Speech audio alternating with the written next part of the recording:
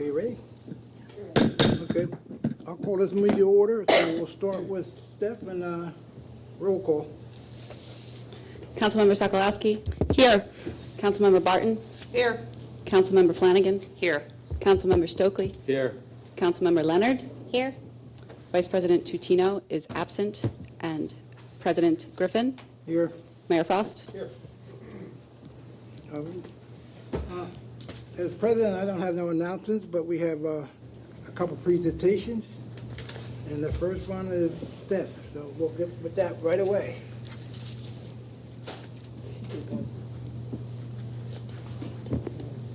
Okay. Good evening. Can everybody hear me? No. Yes. So my name is Stephanie Checo. Tonight, we will be doing a presentation on the 2018 budget. A quick presentation outline. We'll first touch on the budget process. We will do an overview of 2017 department accomplishments, a 2018 proposed budget overview, which will encompass and entail an explanation of revenue sources, 2018 budget highlights, 2018 department goals, and next steps in the process. So timeline. This year, the budget process, in my opinion, was extremely efficient. We started the process in July of 2017. Department directors submitted capital requests, and there was a special capital budget workshop for council to review those requests, to come to a definitive list for 2018, and to designate specific goals. We then spent August and September with department directors turning in operational budget requests, and there was a meeting in at the end of September 2017 of council for a special budget workshop, which we reviewed the submitted budgets line item by line item. We spent the month of October doing an administrative review and taking feedback from council and from the mayor to dwindle down the budget to what we are presenting to you this evening. Clearly November 1st, here we are. November 15th, on the agenda will be authorization to advertise the 2018 budget. And then on December 20th, on the agenda will be consideration to adopt the 2018 budget and the tax levy ordinance. So before I move into an overview of the proposed 2018 budget, I think it's important to reflect on the accomplishments from 2017 because they highlight the many services that the community receives as a result of their tax dollars. It also exemplifies that the borough works hard on a regular basis to provide quality service to its constituents.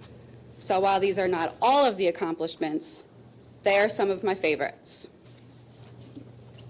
The police department spent 2017 focusing on public safety and community outreach. Everything ranging from gun safety classes for borough residents to workshops relating to Down syndrome awareness and autism awareness, to bike giveaways at Conshohocken Elementary, bike safety classes for the community, community outreach at local schools, toy drive over the holidays, a Thanksgiving food drive, participation in the Greater Norristown Police Athletic League, and something that was very special this year was participation in the grave marker installation in Bethlehem, Pennsylvania, on behalf of Eugene Chick Lucas, who was the borough's first fallen officer in 1917. And some administrative items were new uniforms, participation on the Internet Crimes Against Children Task Force, and installation of the TI simulator, which focuses on active shooter and use of force training for our police force. Our fire department. Again, they focus on public safety and community outreach. They participated and held fire prevention community demonstrations in October. They participated in fire prevention education in local schools. And some administrative items included a reduction in nuisance fire calls over the course of the fiscal year and continuation of the annual fire inspection program. For our emergency management services, the main accomplishment for 2017 was completion of the Borough Conshohocken Emergency Operations Plan, which focuses on being prepared, how to respond, how to recover, and how to mitigate in emergency situations and in disaster situations. Our Public Services Department probably has the most notable and visible accomplishments for 2017. Again, some of my favorites are the installation of a renovated break room and training room in the Public Works garage, fresh sod down at the dog park on the Riverwalk, renovated B-field parking lot, the painting of the A-field wall in conjunction with the installation of the new fence, the purchase and installation of new bleachers, the complete renovation of 2nd Avenue Meadows. Probably the most notable is the complete renovation of the playground down at Sutcliffe Park, which has just been extremely popular, and we've received great feedback from that. The regreening of Hector Street on the 300 and 400 blocks, which is still underway. The installation of a flagpole, the installation of our new Christmas tree at Marywood Park, and the installation of LED street lighting that I didn't have a picture for. Regarding our Department of Engineering licenses and inspections, we had the installation of new curb ramps in Miss Leonard's ward, and that was done with Community Development Block Grant funds, not taxpayer dollars, and the installation of a new fence at the A-field, the installation of the new A-field walking track, which is open and available to constituents on a daily basis. The 2017 paving project is complete, again utilizing liquid fuel dollars as opposed to taxpayer dollars, and the installation of the new parking lot at Sutcliffe Park, which was awarded the Natural Lands Growing Greener Community Award. Department of Recreation, the biggest improvement for 2017 was the introduction of a new fitness center involved in equipment, new flooring. Our public services crew provided a new coat of paint, so contributes to the overall goal of health and wellness. They also offered free special events to borough residents and community members. Up on the screen is an example of the Halloween pumpkin painting. There were holiday senior luncheons. There was the summer kickoff carnival, celebrating the beginning of summer and the close of school, the Winter Wonderland event, and the Easter egg hunt. And again, these events are free to the community. We can't forget our seniors who show up to the community center every Monday for bingo. And the borough purchased a new bingo machine, which is behind our group of seniors. There's about 50 to 60 seniors that come every Monday. So administrative services are not as flashy and not as noticeable, but equally as important. Some of the highlights were an increased operational reserve account, an increased capital reserve account, and these are important because they are emergency funds in case of an unforeseen circumstance. We increased our OPEB fund account, and that's basically providing for financial stability for the future of the borough regarding to employee benefits. We refinanced the Borough Hall loan. We switched cash management for increased interest and decreased bank fees. We completed the OPEB valuation, which was an outstanding item in the audit. We successfully completed the audit with limiting findings. We increased our overall fund balance, and we implemented a new payroll and human resources management system. And as of this evening, an item on your agenda, we will have successfully completed the negotiation of the police and the AFSCME contracts. And just take a quick moment to thank both the collective bargaining unit for the police department and the unit for the AFSCME employees for such amicable negotiations. So communications and special events. The summer concert series was a success. Fireworks event was a success and had a large turnout and attendance. And Fun Fest, which happened in September, a quick thank you to the Fun Fest committee and also to Ms. Cosman for hosting a great event, and for the department directors and borough staff who worked a tireless day to kick off an event of this scale and this scope. Some administrative items from the communications and special events is the completion of the borough-wide community survey, the implementation of the Borough mobile app, and we were awarded first place winner for our website and our newsletter through PSAB. So again, last thing, I'm missing something, the most important, our grant success from 2017. Most notably the RACP grant for Borough Hall, which brought in $2.5 million. The Montco 2040 implementation grant for Sutcliffe Park parking area, which brought in $120,000. The PA Rapid Mobile Identification Device grant, which brought in $5,000 through the police department. And the PA Municipal Recycling Program Performance Grant, which brought in $42,513. So grant success is important because additional dollars coming in means less tax dollars going out to cover expenditures. So again, the accomplishments are an overview of borough operations from 2017, and I would like to thank all borough staff for their hard work and our elected officials for all of their guidance and direction from the commencement to the completion of each project. I hope that these highlights from 2017 illustrate that your tax dollars are being put to good use. So moving on to an overview of the 2018 proposed budget.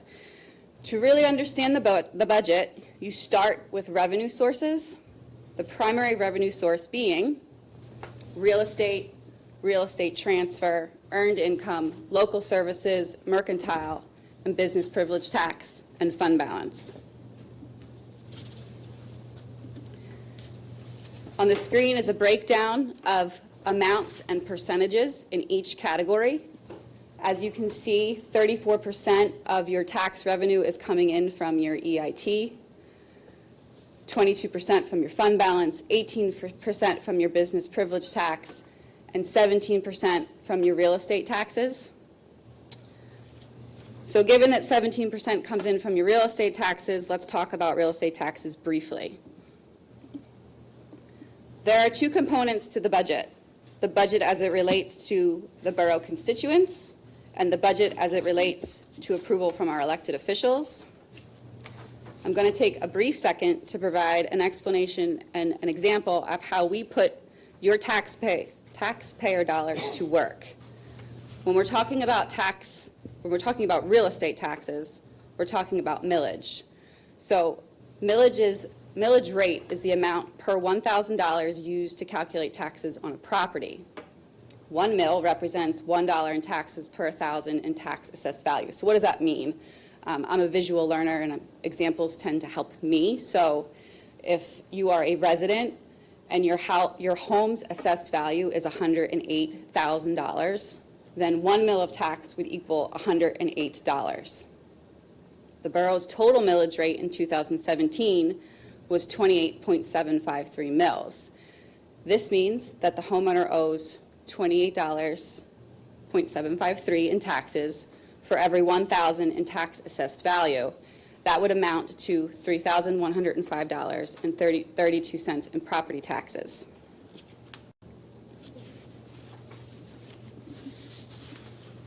So what's the breakdown in millage? So we noted that millage is 28.753. It's broken down into 4 categories. 3.459 goes to the county, 0.39 goes to the Montgomery County Community College, 3.5 goes to the borough, and 21.404 goes to the Colonial School District. So let's put it all together. If the homeowner owes $3,105, I'm going to start rounding on my numbers, in total property taxes, what is the amount owed to the borough, county, community college, and Colonial School District? The amount owed to the borough annually would be $378. The amount owed to the county would be $373. The amount owed to the community college would be $42. And the amount owed to the school district would be $2,311. So as you can see on the chart in front of you, the breakdown of where your real estate taxes go is largely going to the Colonial School District, with a piece of the pie going to the borough of Conshohocken. So what does this breakdown mean for a borough resident? Basically, if we refer back to my previous example, this would mean that this particular property owner would owe approximately $31.50 a month to the borough. And what services do you get for $31.50 a month? You get trash removal, snow plowing, upgraded parks, police protection, fire protection, emergency services, code enforcement, permitting, a community center, and access to free special events, to name a few services you get for your money. And the great news is that the budget in front of you this evening proposes no increase in real estate tax millage for 2018, which means no increased cost to you or to the residents. So let's shift gears a little to how tax revenue, specifically real estate tax, relates to the budget itself. So what does the value of $1 million mean for the budget? It means that the total assessed value of real estate in the borough of Conshohocken comes in at $639,678,709. The total millage is 3.5. Then the total revenue is $2,238,875. You then take into account penalties, delinquent taxes, and discounts, and you come to real estate total of $2,168,875. That is then broken down into 4 categories of which your budget operates off of, one being general, street lighting, fire, and library. There's a tax levy associated with those 4 categories, and you come up with the revenue that goes into each one of those categories of operation. So the millage breakdown, how we put tax dollars to work, is the following. Your general fund, which is your operating budget, has $1,858,045 available for utilization. Street lighting fund comes in at $181,318. The fire protection fund comes in at $77,708, and the library fund comes in at $51,805. So now that we have a better understanding of tax revenue and how those revenue dollars are utilized, we can move into an overview of the 2018 proposed budget. The general fund. The general fund for 2018 is proposed at operating revenues of $12,890,728, and your operating expenditures are proposed at $12,890,728. So good news is we are presenting a balanced budget to you this evening. For a breakdown of those operating revenues, you can see on the screen that there are specific categories of revenues: taxes, licensing and permits, fines and forfeits, interest, rents, and royalties, intergovernmental revenues, charges for services per the department, unclassified operating revenues, and fund equity.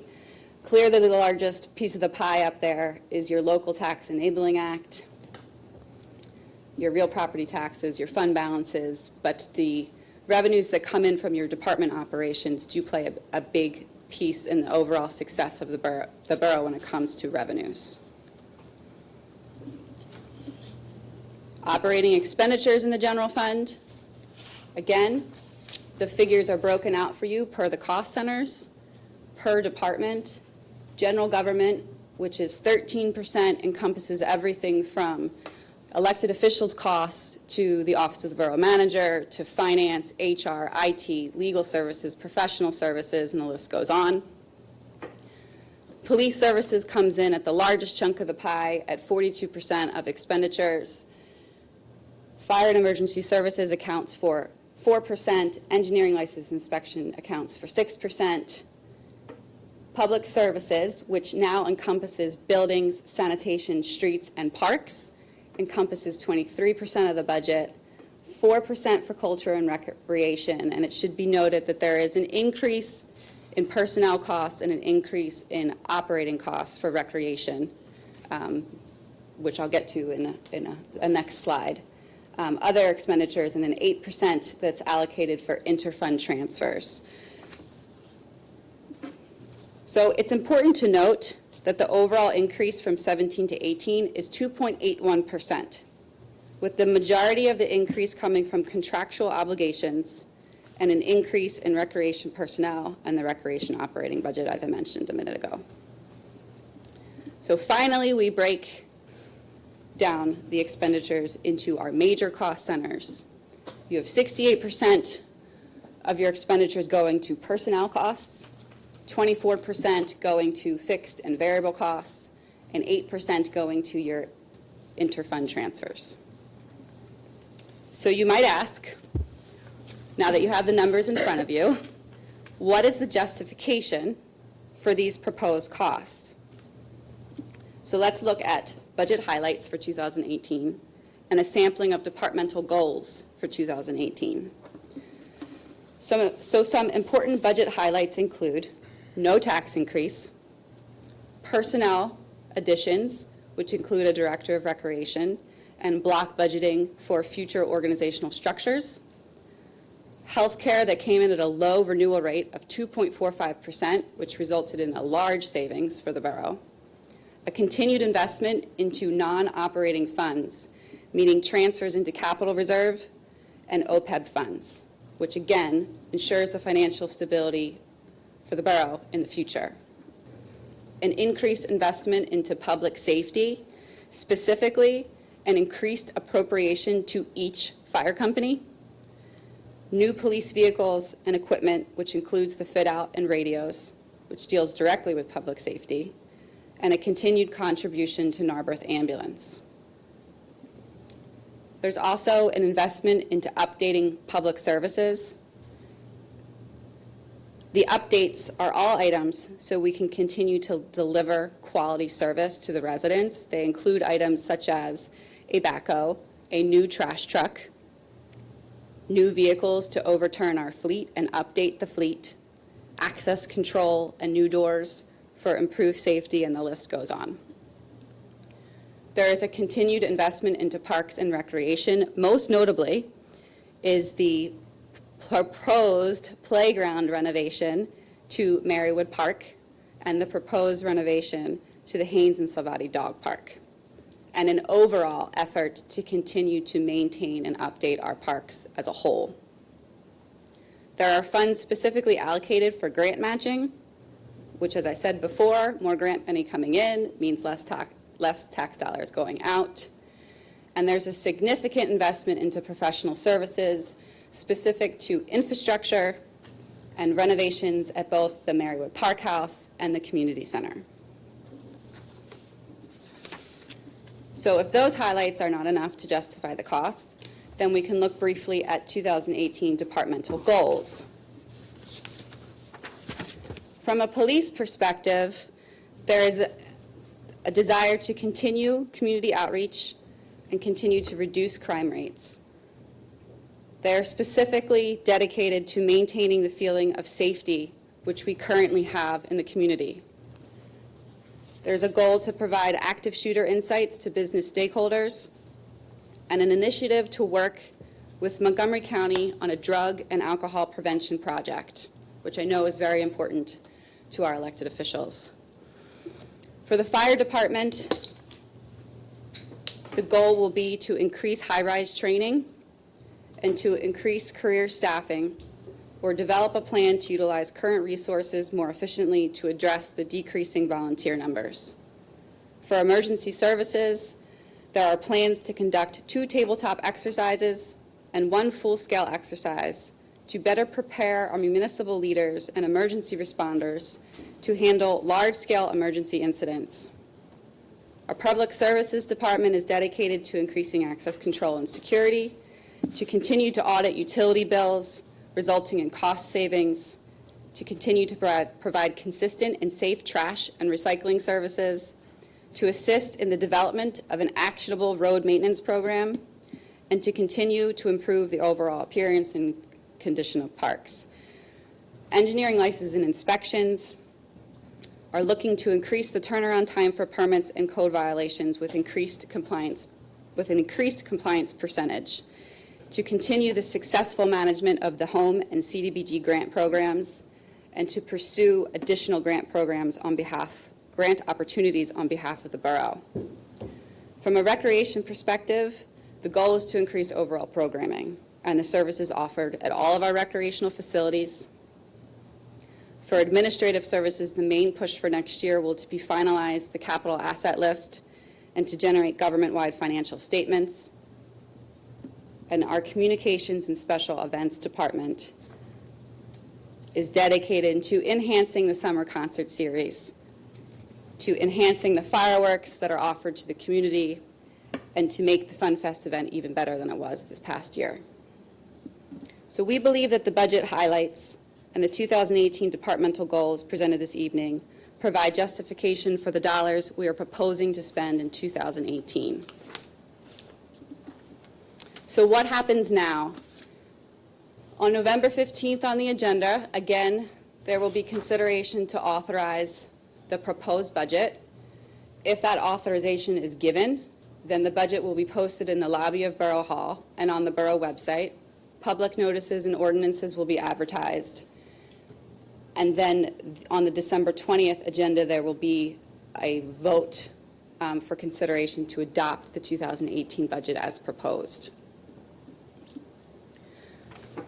So last but not least, I would just like to conclude by stating that we as administrators are honored to serve the Borough of Conshohocken, not just the elected officials, but also the residents, business owners, and community groups.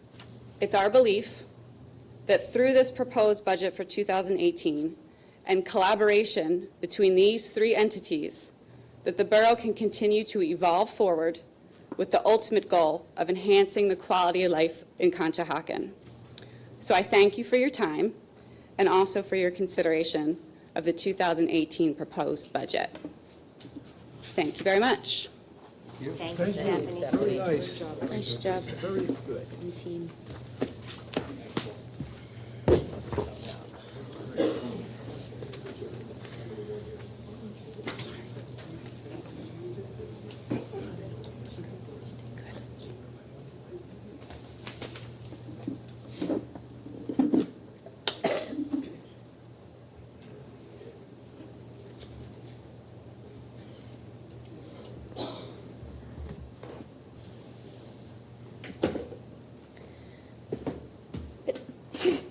Bless you. Thank you. Okay. Moving along, I guess. The manager matters. That's you too, Steph. On the agenda under Manager Matters is consideration to approve an addendum to the Police Collective Bargaining Unit for the years 2018 and 2019. I need a motion on that, Mike? I'll make that motion. I'll second it. Just so, for the benefit of the public, the addendum to the police collective bargaining agreement simply extends the contract on its existing terms for another 2 years with no other changes in benefits or days off or any of the other fringe benefits that go with employment. The contract merely keeps the same raises that have been in the last 3 years of worth of contract for the next 2. Okay, I already have a motion and a second. All in favor? Aye. All opposed? Motion carried. Okay, you want a 5-minute recess? That's what you got on your agenda? We're going to take a quick 5-minute recess just so that Seiler and Drury can prep and come in and prepare. So President Griffin, if you're okay, just a quick recess and then we'll reconvene. That'll be fine. Okay, we'll take a 5-minute recess. Steph did a great job.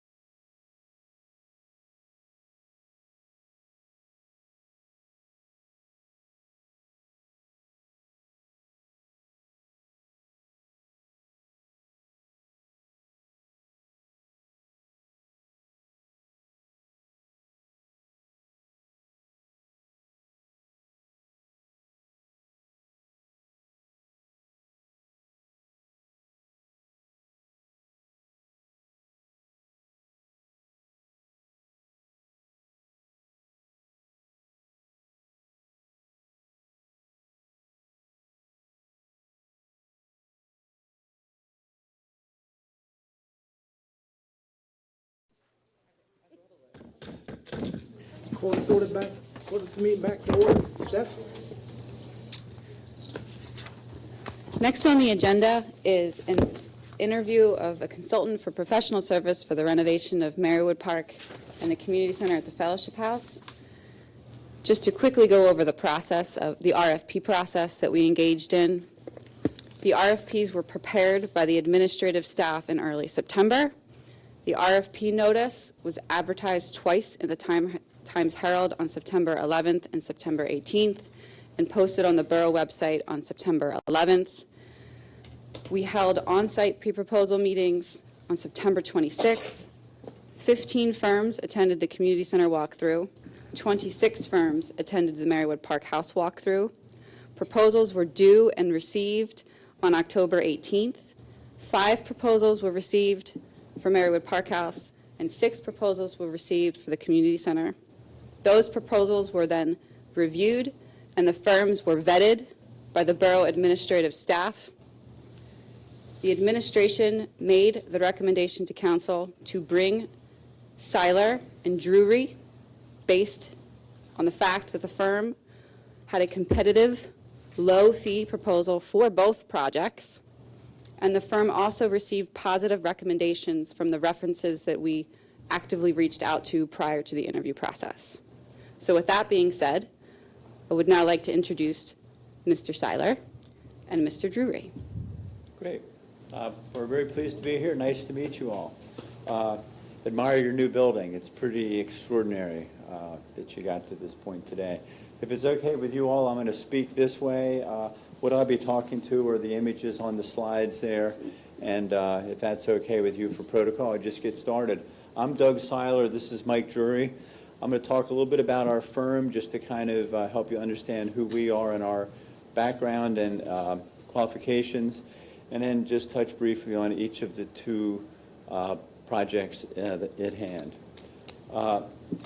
So we put together a team for this project that we think is appropriate for the job based on the scope. And the scope we'll touch on a little bit, but as you probably know, essentially it's to look at both Fellowship House in detail, full exterior, all systems, roof, windows, site paving around it, and then the full interior, both functionally, the condition of the systems and spaces, and certain aspects were identified by the RFP that directly need attention, which we can touch on.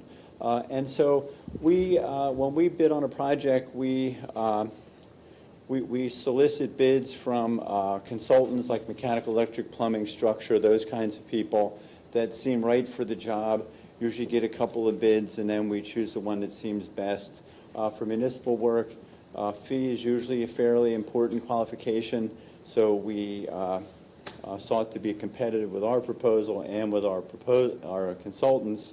And then we also, on jobs that have specialization, bring in what we call a guru. So in the case of Marywood House, which really both projects are right up our alley, both as far as the type of buildings we love, the functions that they do that we like to be part of, and just their period and their construction type. But in the Marywood House, being, you know, a stick style, you would call it, a little bit Queen Anne, late, 19th century, we have a preservationist who's a material specialist who we have some of his time to consult us, even though my entire career since going on 35 years now has always done preservation projects. So, but there's times when you need the material specialist for either your terracotta roof shingles or some of the preservation issues.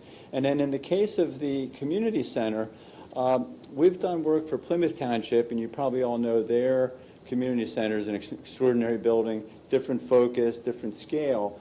But one of their staff members, Phil Brady, we've worked with both on projects for them and in other consulting capacities. He works for us hourly to sort of advise, participate in the stakeholder discussions on, well, have you thought about this? Do you know about this trend? Double check on sizes, square footage, materials, that kind of stuff.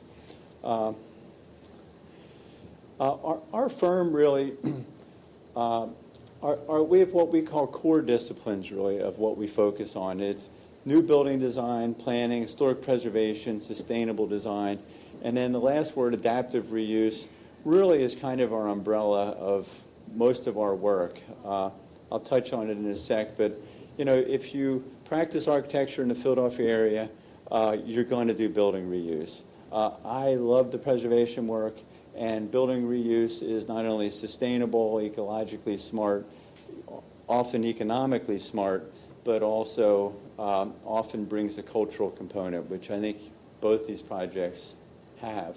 These two pictures, the upper one's Malvern Borough Hall, which was a reuse and expansion of a school, and the one at the bottom is a private foundation's rec center. So just to sort of put structure on our talk tonight, sort of 4 points for why we feel we're a good fit for your project. The first one is we're 5 minutes away. We're in downtown Norristown. I've probably been through both buildings since the RFP came out 4 times. I'll be the principal in charge of design.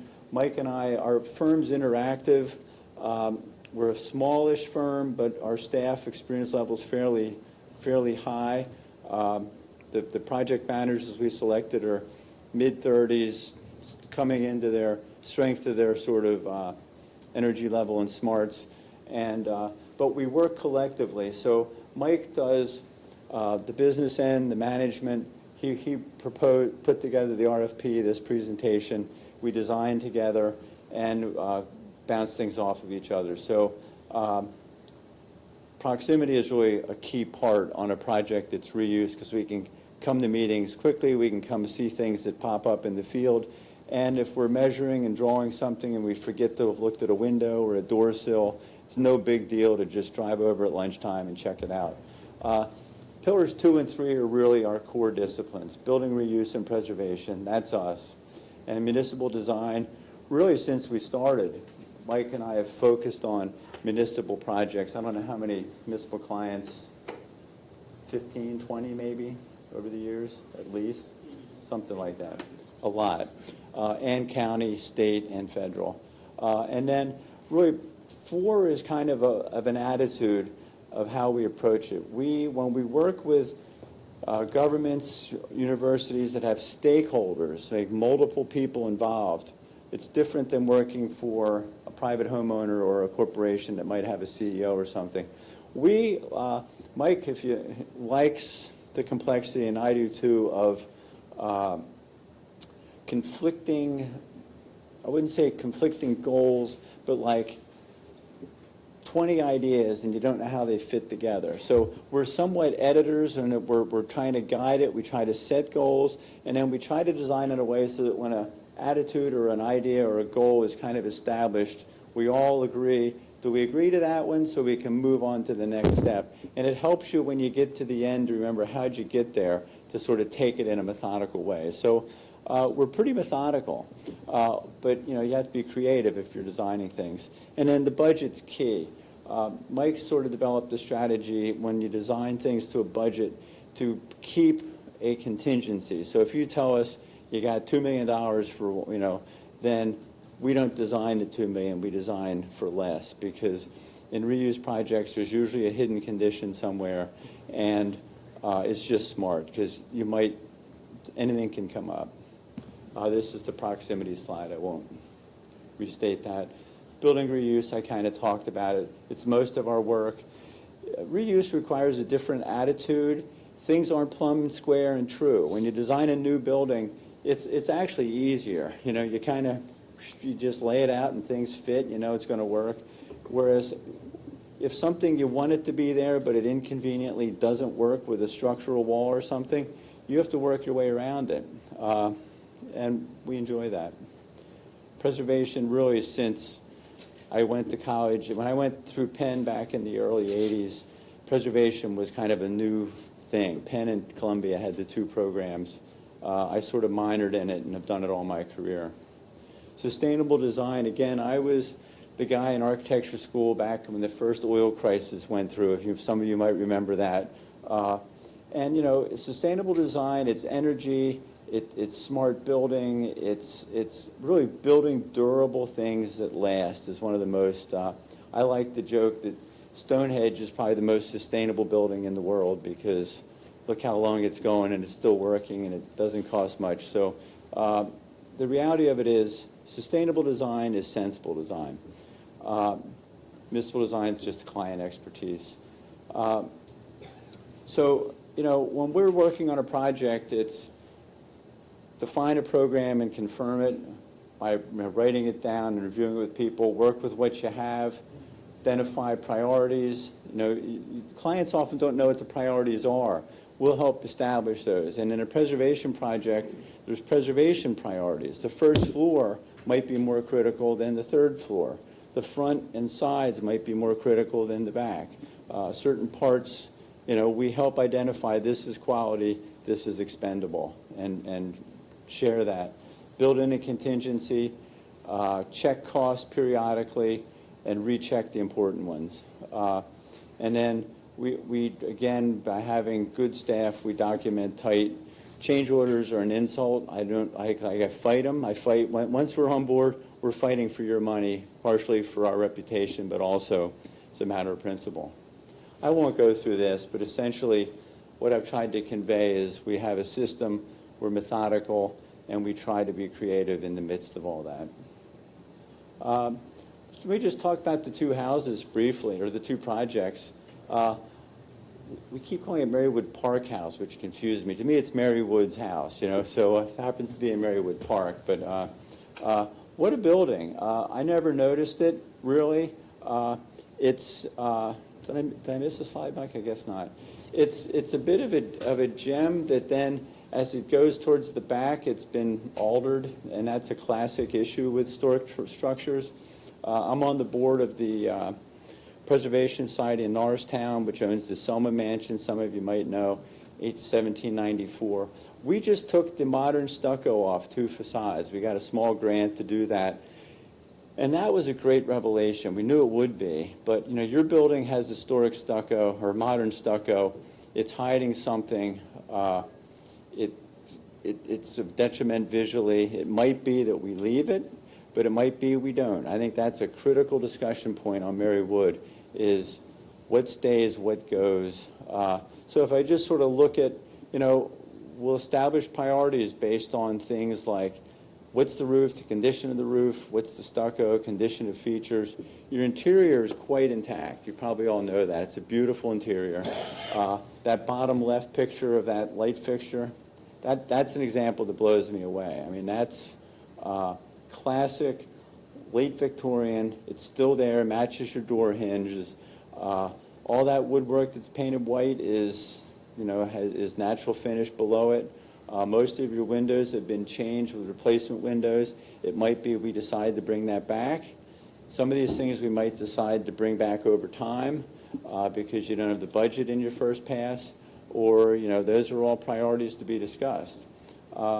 Building systems, your wiring looks like a plate of spaghetti down there. You have a boiler that's pretty nice. I don't know its age. Maybe some of the facilities people do, but soup to nuts. Your basement's pretty nice. I was pleased to see the basement's fairly dry.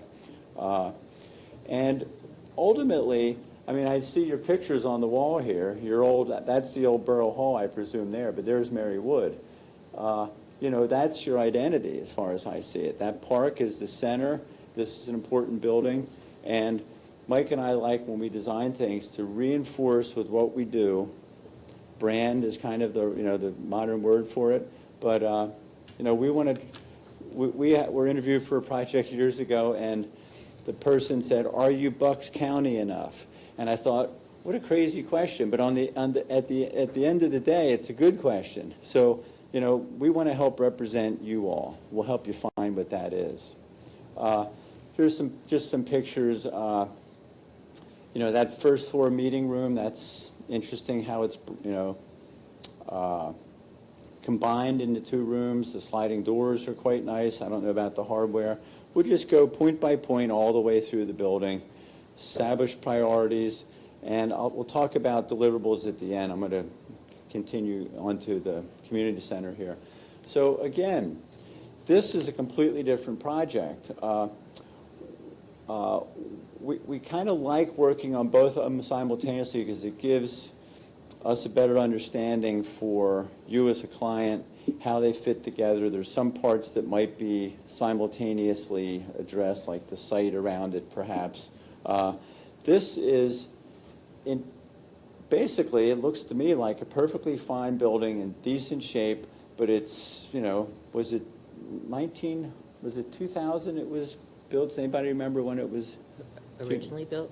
No, the addition, the main 15 addition. years Do you ago? remember, Mike? 15 years ago. 04? Yeah. 04. So these mechanical systems are reaching the end of their life. They're 17, 18 years for air handlers. So things are wearing out. Some of your finishes weren't as durable as they could have been. The kitchen was sort of a very base kitchen. The locker rooms are too small. There's a lot of little things. The cow wall in the old gym is busted from basketballs banging into it. And our goal on this one is to go through every inch in and out and identify these things, prioritize them, set prices to them, and help you all decide what your budget's going to be and what you're going to do. I put these pictures in here just sort of help remind me of some of the things, but there's a couple of low-hanging fruit opportunities, like that upper left picture. There's an area along, is it Harry Street? That could be an area for tables, chess playing, a kind of quiet homework time. And then beyond that, where your rec room is, above it are rooms that are never used. It could be we go high in there. We take out a floor, put in some height. Right now there's rooms that you can't get to because of stairs and accessibility. We do work for Arcadia University, and their mission has been, they've had us look at buildings cubically, volumetrically. So if he sees some space, in a basement or up in a high lobby, we figure out ways to use that. So you got to think that way. The bottom left and right pictures, bottom left is in your new gym. That's vinyl flooring on concrete. That's a very hard floor. Again, it's an opportunity. It's not wearing out. You might leave it, but it could be we go with something that's a little more body friendly. And then lower right, there's something going on with that roof. One of our guru consultants, well, I'm almost done here, is a firm that does 3D scanning that we're trying to work with on other projects. We're going to scan Marywood so we can have a digital model of how high is that piece of trim and how big is it? It's like, we're going to know. It's fantastic. And then this one we thought we'd drone fly so I can get up to those high areas. It's interesting how technology is really changing our field. This is a slide that Mike thought we should just briefly touch on, and it's what we call project deliverables. So there's really kind of two phases, a left and a right. The left is the reports for each facility, full everything that Paul outlined in the RFP, which is, look at the envelope, the windows, the trim, the systems, the finishes, everything. Outline them, put an estimate on what they are, and then there'll be a stakeholder discussion on what is it that we're going to do now, and then you establish a budget for that and a time frame, and then the second phase is implemented into construction documents that are bid and constructed. And somewhere in there is a rendering for sharing what you're doing with the public, and that again is becoming an important part. This 3D modeling of Marywood will let us have a 3D model so we can show what the porch looks like, how it relates to the park. Does it indeed become your new town center? And this last page you can just kind of, I won't keep blabbing here, but restatement of the 4 basic points for why we think we're a good fit for this. The only other thing to add is when Mike and I were first talking about it, we thought, well, they're probably going to pick one firm for one and one firm for the other. And when the borough came back and said, we're considering you for both, I thought, wow, A, I didn't think that would happen, and B, I think there's a real benefit to the projects, because it's not going to be, you're going to be saying, which architect was that said, so it's kind of, I think it's going to streamline the communication. It's going to tighten up the site relationships, utilities, sidewalks, things like that. And I think it'll be easier to understand what the borough wants. I think it's a good move. Do you want to add anything, Mike? I do all the talking. He does all the thinking. So that's kind of us in a nutshell. Great. Couple questions there. I do have a few questions from the group. Which project in your portfolio is most like the community center? What do you think? It's probably a few. Did you look at our website or more from our proposal? Right, I did, but I was thinking for the So we audience. have, I'm thinking, Mike,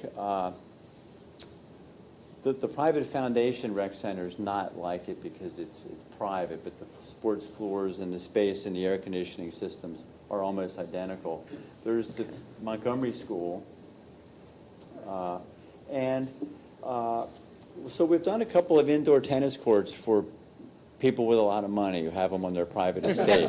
And essentially, they're big volumes that you have to heat and cool and get the temperature down where you want it, and lighting's important. I think your new LED lighting at the Fell Center is good. The lighting in your new gym on the walls I don't like because I think it's dated and prone to breaking, that kind of stuff. So when we have things that aren't exact fits, the answer is, well, we did the spaces from these private courts and the Montgomery School, the functionality that we've done for libraries, for instance, that's kind of the answer. And then the reuse is reuse. How do you deal with an old roof, an old system, failing shingles, bad stucco? We do that every day. So, but is there one that's closest just to literally answer it, do you think, Mike? Combination. Yeah. So you have multiple experiences with Yeah. this type of work for gymnasiums. With the different components, yeah. I think making the leap's a pretty easy leap. And then with the Marywood Park House, Yeah. how would you compare that to something else you've done already? Well, we talked about Black Horse Inn, partially because of the porch, but Black Horse Inn was in way worse shape. Right. It's in owned by Flower Town. Springfield Township. Right. It was saved by a nonprofit group, and they took it over. It was structurally in bad shape. Its basement was a mess. But it had a porch that was failing, and we rebuilt it. And period details, although it's quite simple. Ray tells me the porch photos of Marywood are simple. It's a simpler porch than you'd expect. So I'm Right. curious to see them. I haven't seen the pictures. Right. But we've done a lot of, what other houses? Well, the Soma Mansion because of the stucco. That just went on this summer. That was interesting. Modern stucco deteriorates historic buildings because it's cementitious, it's hard. That's why modern stucco has control joints in it, because it doesn't move with the walls. It needs to have expansion.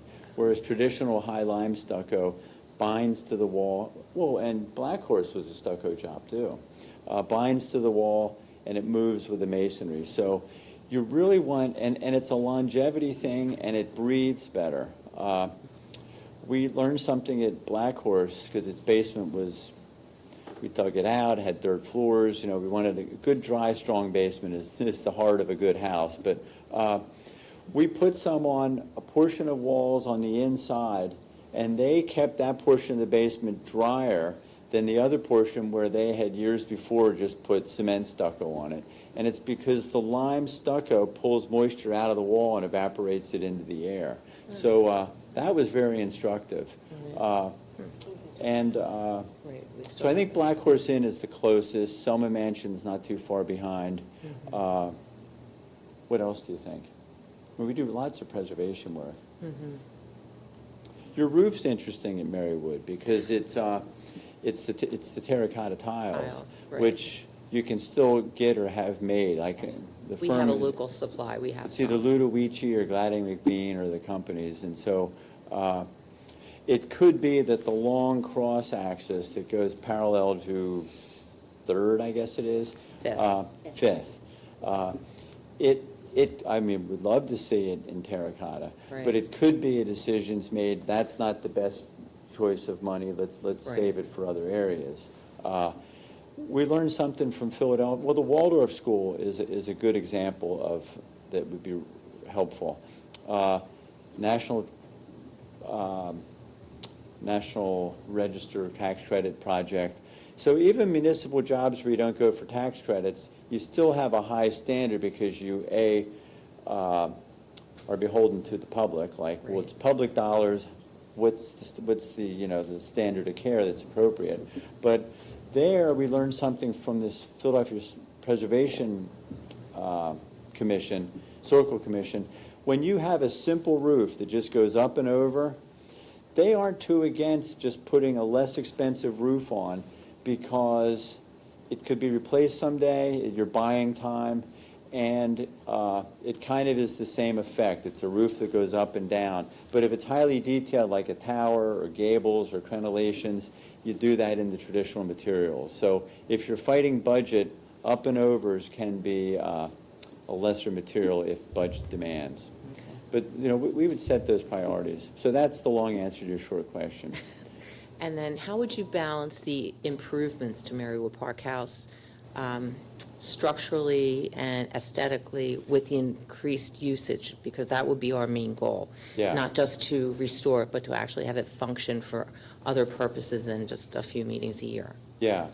In other words, how would we juggle the conflicting? Right.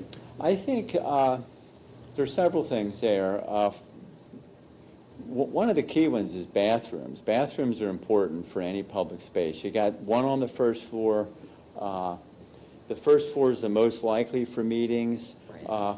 Just as an aside, walking through myself, I really liked the rooms with the Lee Tire collections and the Allen Wood. Just great artifacts in there. Yep. And I imagine there's also paper type, stuff. A huge So, room full of papers. I think there's several big questions at Marywood. Besides what I mentioned, the stucco and the exterior finish appearance, the porch I think is fairly straightforward. We just do it, traditional details. But it's the house, the apartment in the back, and then it's two additions. If I had my magic wand, the most recent addition on the north side, I would personally just tear it down because it's not contributing. So a house in a park that's important enough to hang on your wall, to me, needs to function as an object that you see in the park and you walk around. And so the original house, it didn't include that bump. What's the bump doing for us? Right. It's a couple bedrooms in an apartment. Now, maybe that's important. I don't know the dynamics. But Mike calls it prime real estate. So you come in the first floor, it's like in a grocery store. Where do you put the milk? Do you give it to them up front, or do you make them walk to the back of the store? And so, that back wall where the apartment starts, right where your kitchen is, that's the apartment. That's an easy place to put a bathroom on the first floor. Maybe it only takes one room out of the apartment and you still have room for an apartment. Now, again, coming back to Black Horse, Black Horse planned in its project mix an apartment on the third floor because they wanted eyes and ears on the property. Now, there's something to be said for public property and a place that could have people hanging out at night, smoking a cigarette and burning it down by mistake, having somebody there, but ultimately they never did it because it triggered the whole building to be sprinklered. Right. And so those are all, everything balances. Okay. So the short answer is everything's balancing. On your first floor, it's a function of what can we lock, were the rooms big enough. Your third floor is occupied now. Occupying third floors is tough in buildings with modern building codes. You have a fire escape, which again is, you're allowed to have them, but you probably should sprinkle the building because it buys you latitude. That's a cost. So I think there's like 50 questions that you might necessarily know what they are. We're going to hold your hand on them. That's to me what's fun about it. Okay. And then we just have stakeholder discussions. It's fun. And you did include several meetings with the public. Oh, absolutely. And I think that would be valuable, because we've had meetings at the community center inviting the public. Yeah. And, anyone that was involved as a leadership role in any department of the borough, or also volunteer organizations. So Yeah. we do have a group of They're about good for 35 us. people that are They're very good for us, interested. too. It increases our exposure. They're kind of Mhm. fun, and you learn things. I mean, there are opportunities for feedback. Good. Great. So we're on board. Awesome. They were all my questions. So you obviously have deep breadth and knowledge of the historical piece of this, and that's exciting, and you can hear that when you talk about it. Tell me a little bit about your firm's experience with space planning related to the recreational facilities. So Yeah. for the community center, what do you see as your experience? What can you bring to us on the community center side? Sure. So I think the first thing is it's an existing building. So you get you get the existing conditions, we see what we have. What the parts are, I think we kind of know what the parts are. I did spend a little time with Madison, I guess it is. She just happened to show me around, and I asked her a million questions. Like the open area that overlooks the old basketball court. It's pretty, every time I've been there, it's dead. But I assume it's not always dead. I assume when you're basketball, and I always pronounce D'Onofrio the wrong way. That's okay. It's close to that. Got it. So, Depends on where you live. okay. How it's pronounced. So it's full of people. So really, that's what Phil Brady from the Plymouth Township really brings to, because he lives in that world. He's a consultant in that world, knows what's going on throughout, really probably the country, but certainly this 5-county area of what does the public expect, what should you have, what's normal. To me, it's all, been practicing architecture long enough that it's, and I don't think it's that you just do the same thing each time, but after a while it becomes kind of simple in that you've got a locker room problem. Your locker rooms are abysmal. Like the lockers are like this far apart with a bench. I mean, they don't meet accessibility, they don't meet handicapped, they're tight, they need to expand. So a big question on space planning, because we do space planning for offices and businesses and things.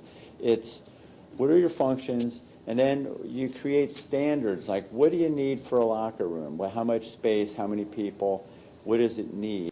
And in the case of your locker rooms, it's either going to expand out into the park, which is a little tough because of the roof lines, or it's going to expand into that big space. And then you've got the exercise room where there's a Life Fitness, a group that like leases it from the. Right. So my thoughts on that are currently is expands into the space some, and we take the area where the other fitness room is, where the upstairs storage room is and the birthday room, and we make the most of that. So it could be we're going to have to shift the critical mass around. I think the offices, the reception desk, they seem to be working basically okay. The colors are kind of bad. The finishes are past their prime. But the short answer is you take each area, your research standards, if you don't already know, present it to the stakeholders so we can have a discussion, and we say, do we all agree we need 40 lockers, 6 showers, blah, blah, blah. We tell you how many toilets per code, and then we study, is it an innie or an outie, basically? And then certain things are big that drive other stuff. So that's how we'll approach it. But Phil Brady is our he's the guru that keeps us all. Did you think of this? Did you think of that? Because we don't do 20 rec centers. I mean, part of the reason we're looking forward to this is to be involved with one. I don't know if that answers your question. Yeah, no, but- that was helpful. Thank you. yeah, and then when it comes to the interior finishes, we'll do colors and palettes and show you samples. Like those tiles are 100 times better than the tiles that are in the lobby of the community center, partially because they're just dated, things, visually you get tired of them. And color's nice. Any more questions? Marywood Park House, structurally, did you, Feels pretty good. The floors didn't squeak. The basement looked good. We do have a structural engineer as one of our sub-consultants who we use on houses typically, because he does a lot of insurance work, so he's seen failures. We love the guy, and he's not too expensive. So we will do a structural statement on it. You know, you've got some rot on your rafter tails, but, you know, we'll kind of go every inch and look for signs of failing, cracked plaster, sagging, this or that. But the stairs were solid. The floors didn't creak. It's all got good signs. I mean, Black Horse Inn, you would have said, tear it down, except other than it had great history. Thank you. I do have one more question. So a lot of what you're saying is community input, our input. We have strong voices, and there are strong feelings on how things should and would look. Yeah. How would you help direct the misdirected or the misguided ideas and opinions? What would be your style or approach to steering folks who have good intention in the right direction if they're heading off the bridge? Yeah, good question. I think it's one way to test stuff is try to have a budget discussion early on. Like, you know, Mike's question is, what's the budget on these things? Is it $800,000, $1 million on phase one, or does someone think they're spending $4 million on these things? That's a big, you know, that's an expectation that's like, I mean, why have the con? Now, in the feasibility studies, we can be more sky's the limit. But when we get to the end of that, I expect to have, here's what we're going to try to do when we go to the bid construction phase based on a budget and estimates. But to sort of herd the cats, I'm not sure what our style is. We're pretty easygoing. Mike and I once described ourselves as chameleons to a client, and I think they thought we were nuts. But it's kind of like we're a different person to this group than we are to that group because we respond to them. But I think with groups, like we do a lot of work for, not a lot, but a decent amount for colleges. And they often say, the facilities people or the CFO will say, you're working for me or my office. If a professor comes up to you and says, I want my office a foot bigger, or if some other person, it's like you listen to him, you let him, you know, your boss know. So I like to try to identify who's the core stakeholder group, and if I'm hearing crosstalk or, you know, share with them, and then sometimes a client benefits from having the ability to blame it on the professional, and that isn't said cynically. It's like there's certain things, like somebody has a pie in the sky idea that's like truly pie in the sky, like, you know, maybe it's not, like, you know, like take solar panels, for instance. Solar panels on the community center are a different animal than solar panels on Mary Wood, you know. So, or any number of things. We can say, here's why that's a good or a bad idea based on some of its building code, structure, you know. I'm not sure how we, you know, but I do anticipate strong personalities and a lot of voices. You can kind of tell from reading, you know, the complexity of the RFP that complexity came about because of something. I don't know. Do you want to add to that, or? When I really lose it, he comes in and bails me out. So. Yeah, no, I think we really, we work as editors, we try to take all of it in, and I think, but we do rely a lot on a strong, you know, steering committee for each project, because I think it's, and we'll talk amongst how to pose the idea to everybody where we think we might have trouble. But I do think the budget is a key, because I think, you know, it's like, well, go down that road, but that's really something that's going to cost a lot more. Is everybody on board with that? You know, so I do think it's more of when we have a strong steering committee on each project, it's really vet all the items and really understand where we might have some tricky Thank you. items. I'm not too worried about it. I think we'll be okay. Any more questions? I'm good. Thank you. Thank you. Thank you. Oh, yeah, our pleasure. Mike, do I just unplug this? Or is there a shutdown? I don't want to, Yeah. well, thanks for getting us to this point. We appreciate it. Thank you. Thank you. Okay, we'll go with department matters.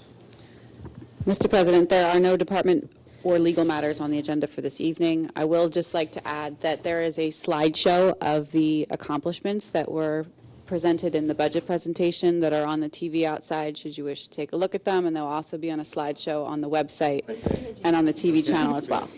Great. Okay. Thank you.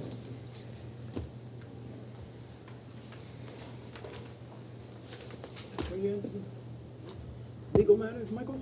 No, sir. Now we're going to the nitty-gritty of the thing. Okay, we got council matters and mirror matters. Mayor, you got anything? No. Fantastic. No. No? Good, I just want to say how great of a job that Steph did on the budget. I'll do that on It's that. excellent. Thank you. Thank you. And I would agree with Stephanie did a great job, and I'd like to thank our police officers for negotiating with Stephanie, who are working hard to get that agreement. So thank you all. Yes. Same thing, thanks, Stephanie. Okay. I just wanted to share, I am getting a lot of positive feedback on the Hector Street regreening project. So thank you to the Public Works team who was able to create what that vision is and then execute within a very small budget that we allotted. So thank you to the team from the residents of Hector Street. That's good. All right. Public comment? Any public comment? Whoa. You can come up to the podium. Oh, my God. If you can just state your name and your address for the record. Thank you. Yeah, my name is Stephanie Merton, and I'm at 202 West 7th Avenue. Thank you. Yeah, so I am a newer homeowner and landlord here in Conshohocken, and I also work right down the street as well. And a few of my neighbors and I are coming across this issue with stray cats in our neighborhood around a few blocks. And a lot of us have, on our street in general, we have someone who's pregnant, we have a bunch of dogs and a bunch of young children. And I notice with my tenants and I, we make it a deal so that every time we have our dogs out in the yard, we clean up after them. And then in the morning, we come out and there's cat feces everywhere in our backyard. So it's very unsanitary. And I know that my neighbor has a child as well, and they complain about it too. And they have tall gates, and the cats are still getting in there. And we see that we have two neighbors that are constantly putting out wet and dry food for these cats. And when I first moved in, it was about 4 or 5, and now it's about 10 or 12. So we've actually have pictures, photographs, evidence of what we see with the cats. And the neighbor on Maple has been leaving the wet cans and the dry food out, and it's kind of blowing down our street and causing a mess, and it's looking disgusting. So we just, I wanted to bring that up. And then I also, being a landlord, my tenants are a little unhappy with what's going on, and I'm afraid I don't want to lose my tenants and be put in a pretty bad spot. And also noticed lately that there's been a lot of cats on top of and underneath our cars. So we don't obviously want to damage our cars, and then going into the colder months, don't want to have to worry about the cats hiding underneath of our cars. So I just wanted to bring that to your attention. I know a few of us have actually called and made complaints to the police officers about it. I know we don't have any ordinances put in place for cats. My boyfriend's a police officer in Lower Providence, and my younger brother is an officer over in New Jersey, and he's also the animal specialist for his town. So I consulted with them to see, what we can do to help out and kind of make it clean and safer. So. What was their advice? So my brother just said to come to the town meeting and speak my voice, and then I called in a few times to the township, and they mentioned to reach out to the SPCA. And when I had called them, they told me to put out traps and handle that, but that's something that I prefer not to do. Right. And I really haven't gotten too far with this yet, so Okay. just wanted to voice my opinion. Mike, we had talked last year regarding trying to put an ordinance in place where you could have 2 outside cats, but they had to be neutered, fixed. They had to be with shots. But is that something we can still work on? We These are can- stray cats. Yeah, Yeah. I mean, they came from a corner property, and at one point there were a number, I think it was 32 to 35 cats. There have since been a lot killed or died because of the cold. We do have neighbors that feed them, including a business. And it has been a problem, and we don't know how to solve it. Maybe there So- is some kind of rescue organization that we could maybe look into that does that? I know we had one, there was a group that came out and they fixed the cats so they couldn't reproduce. No, I mean So, to take the but I don't know, cats. yeah, I don't know of it. I mean, Can there we are a look into lot that? I think that, Animal what might be rescue. best is for Staff. Stephanie and, Yes, Stephanie, yes. correct? Yes. Stephanie and Stephanie to meet and discuss and see if we can get a plan of action together. But thank Okay. you for bringing it to our Can I attention. That's a Yes. health issue, Thank you. All right. Okay, thank you. Okay, thank you, Stephanie. Thank you. Public comment, there was somebody else? Hold up. Come on. A couple, they have an issue too. The couple back here, Providence. Hi, my name's Debbie Ellis. I live at 149 West 4th Avenue. I came to thank the Conshohocken Police Department for their gun safety class. I attended it. It was very hands-on, very informative, and I recommend anybody thinking about purchasing a gun or already own one to attend it. Thank Thank you. you. Thank you. Appreciate that. There's a couple in the back there? Bob? What couple you got in the back there?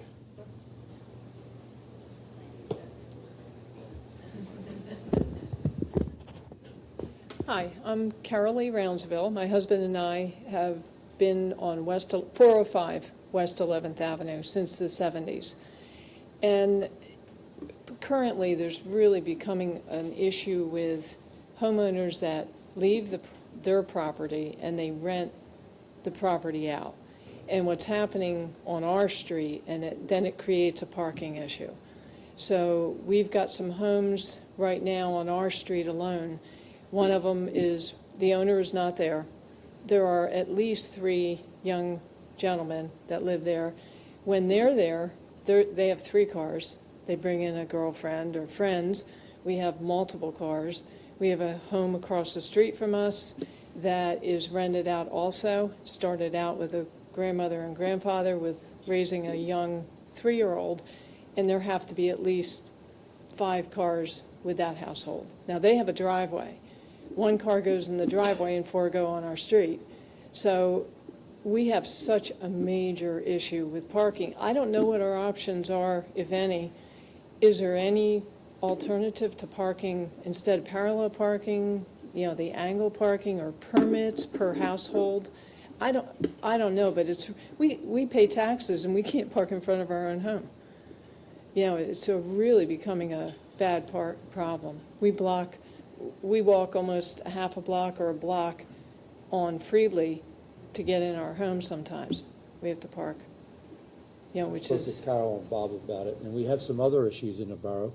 I was in a meeting tonight in Pleasant Valley in Lenape Lane, same problem in the circle over there.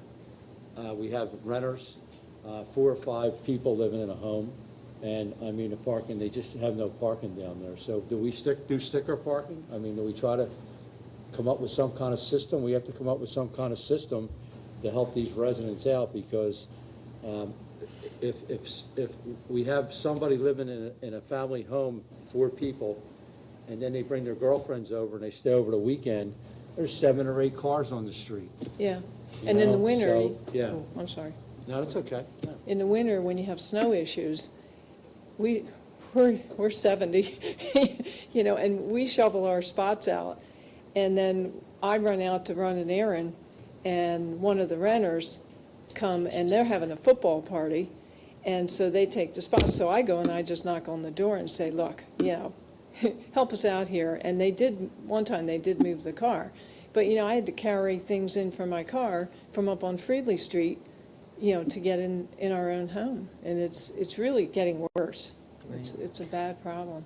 Yeah, the 200 block of East 8th also has the same situation with a few houses in the center of the block with Yeah. renters and many cars. It's the landlords, I think, are going to have to somehow be Yeah, that's responsible what we for have that. to- We have to lean you on know, rent. But we have a right. lot of good rentals in town. We do, I don't we want to do. talk bad about No. the rentals because But it's the there are a lot landlords of that good have to ones, pay but attention. The landlords, there are some landlords that just don't care.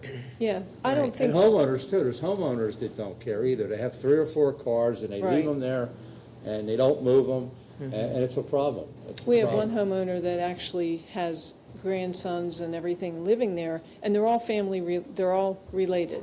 So we don't really have an argument there, but they've got 7 cars. Right. So Town wasn't built that way. they're sort of working along with everybody, and the grandsons are parking up on Freely, but there's only so much space up there. I don't know what the answer is, but it is a major problem. And I don't know, how do you hold the homeowners responsible for when they rent their property out like they do, and they don't even live there, so it doesn't even affect them. Yeah. No, it Right. doesn't affect them.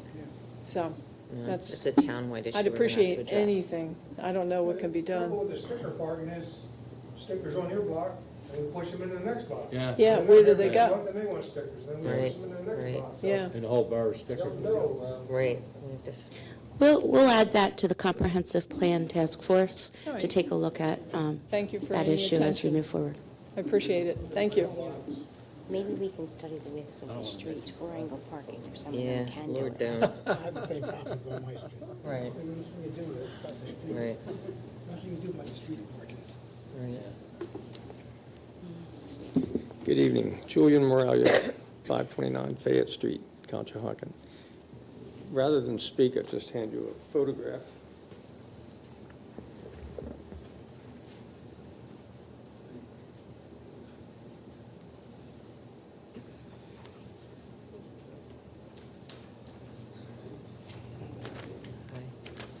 Thank you.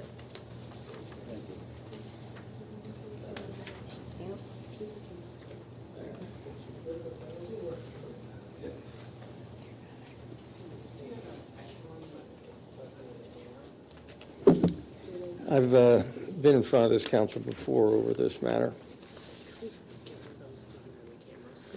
Oh, sure. So there's not much that I wish to say that you haven't already heard. However, as you all know, I was ill 2 weeks ago when you had your last meeting and was not able to attend and listen to the conversation. Be careful of it. You want this up higher or me? You. Voice? Sorry. As I was not here 2 weeks ago when you had the conversation about voting for hearing, another set of hearings on the Wawa proposal from Provco. So I would just like to ask one question, because I did see the video, if you will, of that meeting.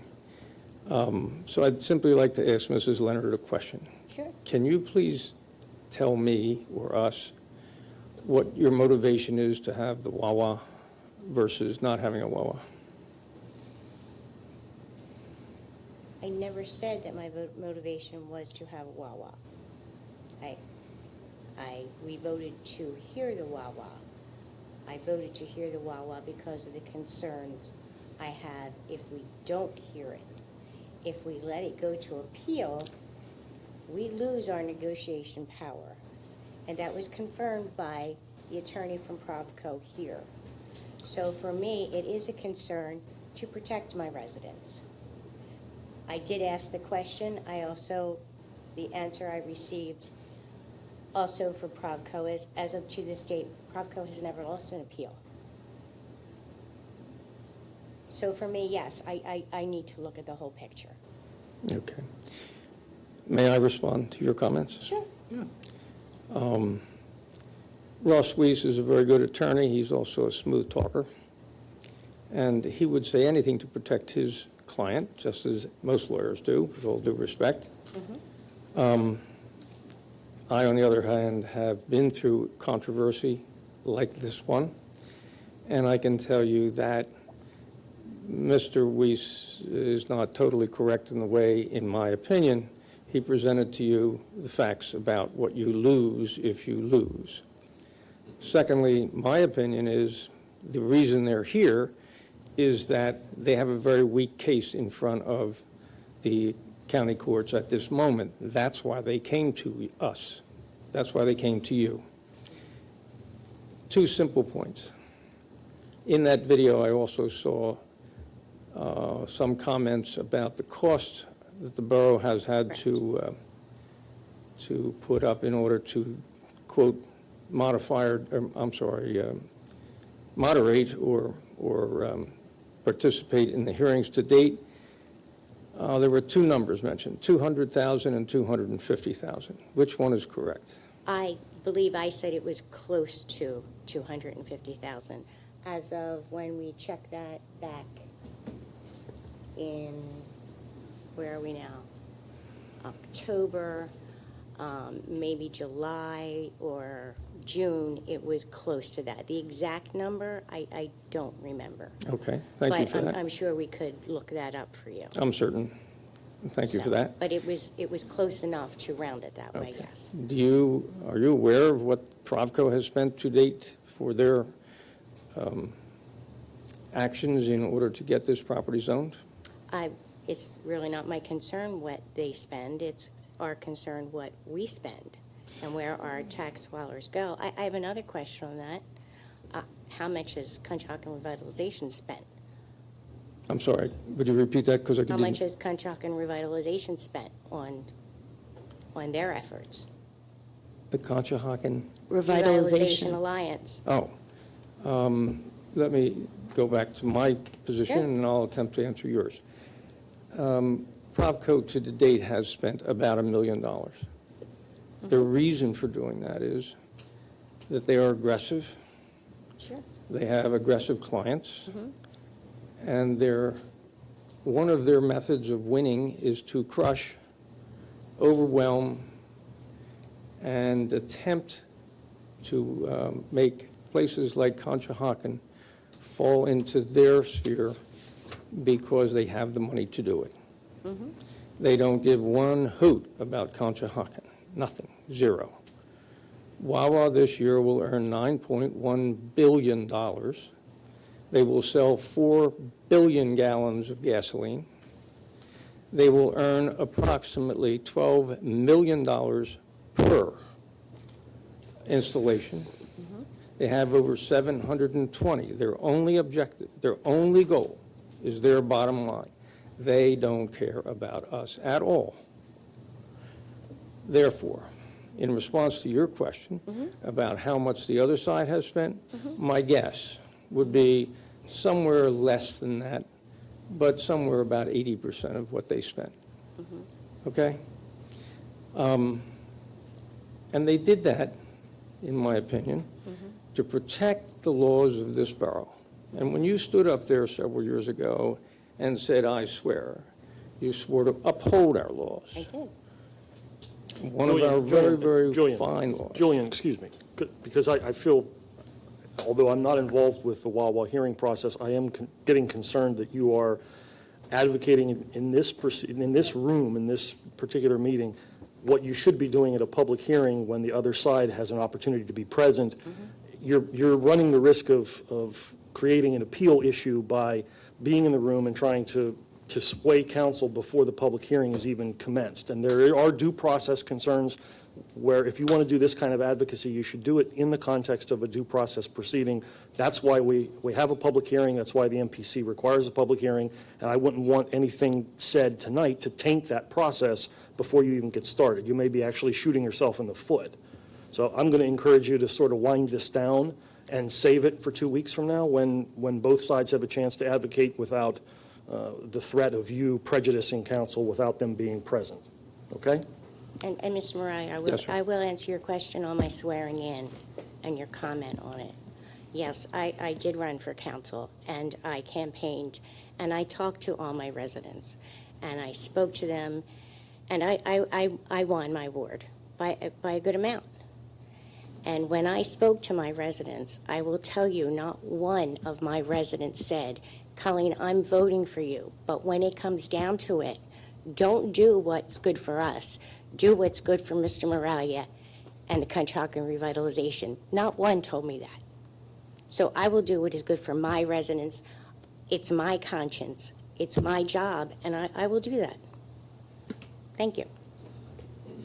With all due respect to Mike, I will discontinue the discourse. Thank you. I totally disagree with your position, however. Thank you. And you're entitled to that. You got it. Keep it quick, it's getting late. Got a year-and-a-half-year-old and a wife that's 7 months pregnant. So anyways, you guys, I read in the More Than the Curve, or maybe it was on the Borough site recently, that you guys had brought in outside counsel to deal with, to look into or investigate the insurance issue that we had brought up a couple of weeks ago, or had been brought up. And, I think that's a step in the positive direction, and we're glad to see that. The other question about that, though, I guess in kind of as a side or a consequence thereof, was recently, and this also came out, was published as well, was after the last article on that, or second to last article on that came out, there was accusation, I guess there was the Sergeant Schultz, as we call it, episode, and, was discussing the insurance issue and bringing in the conflict of interest, so on and so forth. Anyways, the owner, Brian Pieri, the owner of Stone Rose, Bar Luca, and Serta, who's political, I believe he's independent. I'm not really sure where his politics are. We've kind of gone back and forth. He's had reached out to me concerning an issue regarding the Montgomery County Treasurer and local area boss, Jason Salas, or party leader, I guess he is, or chairman. And actually, Jason Salas had reached out to him in March to ask him to run for mayor. And anyways, after this article that had appeared on More Than the Curve, in which basically they're saying, look, there's a conflict of interest. Maybe there is, maybe there isn't. I guess the investigation will determine that. Brian Pieri, for whatever reason, he's one of many regular advertisers on More Than the Curve. He's not political. Had received from a phone call from Mr. Salas, and I have here as close to ad verbatim transcript as possible. This is from Brian Pieri, and I'd like to share this with the council. So anyways, according to Brian Pieri, this is what went forth. He said, Mr. Salas said to Pieri, I guess this is on the 24th. This is on litigation right now. Yeah, no. It's not under litigation. Well, it's- This is not under litigation. This is complaint. Because it's relevant to borough business. I mean, if Mr. It deals Salas... a local business owner Yeah, but and resident. It deals with a local, may I finish, himself. please? It deals with a local business owner and resident filing a complaint against an elected official. So But it's basically, not he an said, elected official of this borough. What do you want the borough council to do about the county treasurer? would you hear me out, please? Well, I just would like to know how it's relevant to something that was on the council's agenda or that's It's an ethics issue, within and I the think council's... it should be brought into a public forum. So he said, we wanted to make sure you're aware that we will be posting items from Kevin Tierney's social media that we believe to be anti-Semitic. Once that happens, there will be people who will be forming a list of all business owners who advertise on More Than the Curve. Mr. Pieri asked for clarification, and Mr. Salas reiterated the above. It's a list of those who support a business that has anti-Semitic views. Mr. Pieri, are you threatening me? Mr. Salas, no, I just wanted to give you a heads up. The conversation became heated, too heated to account for public discourse. Brian was concerned about whether or not Jason had any retaliatory powers and immediately emailed council members from both parties, the assistant DA, Mr. McKenna, and three Montgomery County supervisors documenting the incident. Brian is a political independent, and was more than willing to share this with the borough and the community at large, and both parties to ensure that this behavior is deemed unacceptable and won't happen again. So my question for the borough is, what actions have been taken to address this issue of Mr. Salas against a local resident and business owner? Well, is this hearsay, Mike? I mean, I I- don't think quite that we frankly, can even I hear don't the know what you expect conversation, so council Mr. to do. Pierre should come in. This council doesn't have any authority over Mr. Salas. We can't, If, we if, don't have a if problem Brian with has him. some concerns, he should take those concerns to apparently the appropriate people at the county Did. and the DA's office, and he could report it to the police here. This is, But we have an elected official it's not a- threatening, But it's not something allegedly this council threatening- can do. allegedly Even threatening if we a local assume it's business owner. true. Look, Well, I guess what we could do as a community, we are elected officials. You represent this community. And I want to know, and I speak for not only as chairman of the Conshohocken Republican Committee, as a member, as a community, a homeowner, and father of a child who was born in Conshohocken, I would like to know is, do you condemn this sort of behavior? Is this acceptable here? I can answer from the perspective of we are all individuals who represent our borough, our community, our neighbors, our friends. Do we condone? I don't condone any of the noise and nonsense that's going on social media right now. So no, I don't condone any of that. But Jason Salas has to deal with what Jason Salas puts out, and You're not we hurting. as a council have to deal Nothing to with do with what that. we are committed to our community. Jason Salas doesn't have governance over our decisions and what's right and wrong in our own ethical values. Does that answer your question well enough? No, I'm just curious what you guys have done. Brian Pieri reached out to all of you. He was reached out to the DA, and is this just... So what will satisfy this question? That I had a personal conversation with Jason Salas and let him know my feelings on the antics that are going on both sides of the party, both the Republicans and the Democrats? This is not a Republican-Democrat thing. But that's what you're presenting it as. No, I'm not. I said he's... Absolutely, absolutely Mr. not. Lotta. You are presenting it as. If you think this is an ethic thing, you take it to the ethics board, not us. And I'm sorry, did Mr. Pierre file a Am I complaint right, Mike? with the Conshohocken Police Department? I believe he Because contacted the police that would be department the about this. answer that would be given. He did not, okay. So He that did, would- he did file with the DA. So, but for Conshohocken, we don't This is have- not a political thing. I don't think he's a political So if independent. it's not a political thing, it's a legal thing. So his responsibility would have been to file a complaint with the police department, since we don't enforce laws. That's not what we do. That's what our police But department this is does. also somebody who's an elected official. I understand, integrity and issue. it still goes to the I mean, police if department. I did this... But it's Jason's integrity, Mr. Salas's integrity issue. It's not any one of the 7 of us that sit here and represent our borough. If you want to know if there were private conversations, there were private conversations. I'm sorry, Montgomery County, not us. We didn't elect Jason Salas. but he's here all the time. He's involved in all the meetings, and he's He's just... where? We see him every day at the never in polls. our We see him every day at the polls. He's Well, involved in every... he- He's out there walking, not in Conshohocken anymore. He's not said anything for 2 months. Well, he's a Democratic, what you call? But I'm just curious, if this is kind of, if this is not acceptable behavior in political discourse, then what's being done legally or politically to address it? Like, if I did this, if So somebody legally, else there's in my party, nothing they'd we be out of can here. do. Legally, there's nothing we can do do as a about it. council. Ethically, I am looking at folks that I know have had private conversations, right or wrong. But what we have are elected officials that are representing our community, and we have our own ethics and ideals. And what Jason did was not illegal. That was not intimidation.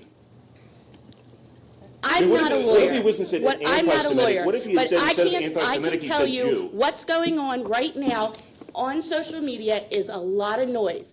There's That was a on a lot of telephone. noise That was on a going telephone. That was a both private. ways. That was a private I'm telephone done. conversation. I'm done. I'm That was a answered private your telephone question. conversation. This is not Boardwalk Empire. We don't call people up and threaten them. Talk to Mr. And Salas. again, report it to the police The department. DA has been informed, but I also Then- wanted to make sure, What what do you else, want us to what do else about could the it? council do about this? Then if- Council can if- do if in nothing fact- about it. If in fact the district attorney's office is involved, we don't have any say about that, and we shouldn't be commenting on it in public anyway. Okay. So if Mr. Pieri is that concerned, maybe he should appear at the DA's office to follow up on his complaint. He's already contacted them. Then that will take its course. Okay. And that's the appropriate forum for it. And we're not going to comment on it if there is an investigation being done by the DA. It's not appropriate for us to talk about. You don't believe that there's anything on your end, for clarity? There is literally nothing this council can do to a county elected official. You and everyone else in this county will have an opportunity to judge Mr. Salas 2 years from now when he runs for re-election. But in the meantime, this borough council is one of 60-odd municipalities in the county. We don't have any sway or any say over anything, what any county elected official does. I simply don't know what else you expect the council to do. I don't know. I was hoping we could figure out what opportunities are out there. I would like to go on the record saying that it is unacceptable, and that when we see these sorts of things happening at the borough level or anywhere else, we're going to address it. It's morally bankrupt, it's bullying, and it's abuse of power. That's exactly what it is, and that's just, in all honesty, I'm not going to pull any punches and be very direct about that. And I hope that you guys reflect on this and we can all work together to find out how we can remove this sort of bad behavior from the community, because it just hurts people. So. And I would like to reiterate, we need to remove the bad behavior that's going on in this whole season right now. Period, end of story. We need to stay focused on what's important, and what's important was what you all sat through earlier today, and that's our community, our budget, and the goals and objectives of this council. And you guys, with the bringing in the outside, I applaud you for bringing in the outside council to look into this. And really, at the end of the day, most stuff in the borough is zoning or, figuring out. But which issue are you frustrated with? Are you frustrated with the whole idea that we're bringing in special counsel because of a process? Or are you frustrated with the abuse of power perception of what went on with Mr. Salas and Mr. Pieri? I'm frustrated. Just help me understand which one weighs heavier on you. I think they're both related. I think when somebody is using their position to gain influence in the borough and then is threatening local business owners for sponsoring a media outlet that has come out and exposed their bad behavior, I think the whole thing stinks. And I don't know, I'm not a lawyer, but to me, just from an ethical level, it doesn't even come close to passing the smell test. It's just awful behavior. And I'm not really sure legally, again, I don't know all the bylaws of the council, but I just really, it's just very, very repellent to me on a moral basis. And I'm glad that you guys have brought in the outside counsel. You guys did the right thing. We'll go through this whole process, review whatever the processes there are, and help us understand and be clear on what needs to be done, what conflict of interest is, or what the bidding process is. But when somebody calls up one of our local citizens and says something like that, front and center, that needs to be addressed. Well, then I think that business should take care of what's going. Somebody call up and threaten me. What do you think I'm going to do? Come call you? I'm you know what? If you did, you damn sure. If you did, you damn sure I'd be behind you on that. No. Oh, absolutely, I 100%. would take care of myself. Social media is what's keeping us, just messing this council up. Because they're putting on stuff on there that's not true and keeping people stirred up in here. Social media is different than a newspaper. And a lot of them don't even know what's going on in country. I will say And that they're social surmising. And I know this media for a fact. today is. A lot of it is ugly, but you know what? Let me continue. With all due I respect, was excuse me. talking. Okay, Social that's media today is nothing like it was 3 years ago or 5 years ago. Now everything in Conshohocken is mean. It's just downright mean. Everybody is mean. Everybody on social media is mean. They say things about people that aren't true. They insinuate things about people that aren't true. And Mr. Pieri does it all the time. So let's be honest about it. So what I would like to say is, I think for the residents of Conshohocken who were never this way and don't want to be this way, everybody should take a break from the meanness. Because I know how I was raised in Conshohocken. Everyone respected each other, and we still do. But Grew up in the 60s? oh no, And I've been in country. I wasn't dating you, but, You can date we me. can go back to the 1890s, read yellow journalism under Teddy Roosevelt. I mean, I know a lot of the residents in Conshohocken, and this whole behavior for everything is not acceptable to anyone. So I, as Tina already said, we would like to see a break on the social media and see all of the people in our town, the media people, the business owners, the politicians, everyone start to take a step back, and before they say anything, respect the person they're talking about. There's a lot of people That's with- it. There's a lot of I people think with meaningful support. silence is actually better than meaningless words, and that's what you're seeing from us at this point. Meaningful silence. I've been to Conshohocken more than anybody in this room. I'm 74 years old, and I lived here my whole life. I never had none of this until social media started. You never had nobody in country. Everybody in country was for Conshohocken. And I think our young business owners need to take a step back also and learn to respect people. I think they do, and I I- think that we need to address leadership trickles down, and I think that instead of pretending things don't exist, is addressing it in an open forum. The truth will set you free. And yeah, there's a lot of keyboard courage, and a lot of it's nasty against the Democrats and the Republicans, or the independents or anybody. The Wawa thing, which is just an unending headache for I think everybody. But I just think that when these sorts of things happen, they just need to be addressed front and center, because when they don't, it bubbles up in uglier ways. And that's just how I believe that. I'd like to see everybody getting along, happy. Let's figure out where the zoning comes, is this right? Is this right for the borough? Like, do we want a tree there or whatever? And actually, But when we pretend things don't exist and brush them under the carpet, I think worse happens. And that's just my opinion on that. And I respectfully disagree with the borough in this. And if you've noticed, that's And I have nothing against you. I'm sorry. if you've noticed, that's what council does. We respectfully ignore social media. And there is a reason for it, and you're bringing it here. I'm bringing social media here? That's what this is, pretty much. Yeah. No, I think it's been out on whether it's on newspaper or on Facebook.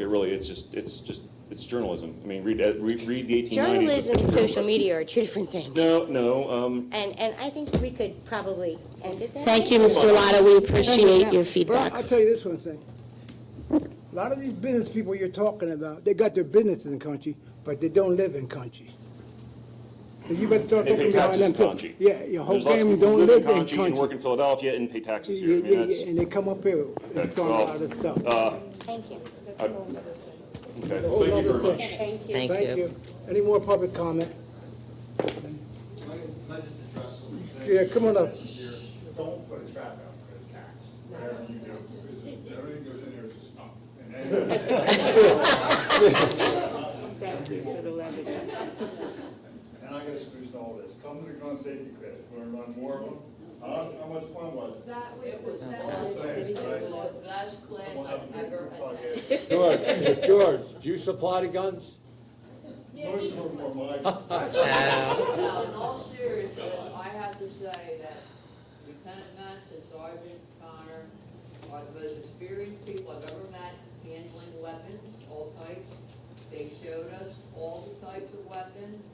They allowed us to use the new simulator that they have, which I found awesome and interesting. I could have stayed all night, but he wouldn't let me. But, I mean, it was a great training class, and I recommend everyone attend it. I've attended several. Nobody was as good as their class. And I mean that. And I paid money to go to other classes, and they did not teach me anything as well as I learned from him and Sergeant Connor. And it was a great class. That's And why I we, recommend that's why we everybody. paid them so much. That's why we paid them so much. Well, you know what? They're worth it. Now, I was a labor of love. Okay, with that, all I got to say is I wish everybody that's running for election next Tuesday luck, myself included, and people got their voice on that. So with that, I'll tell you, meeting adjourned.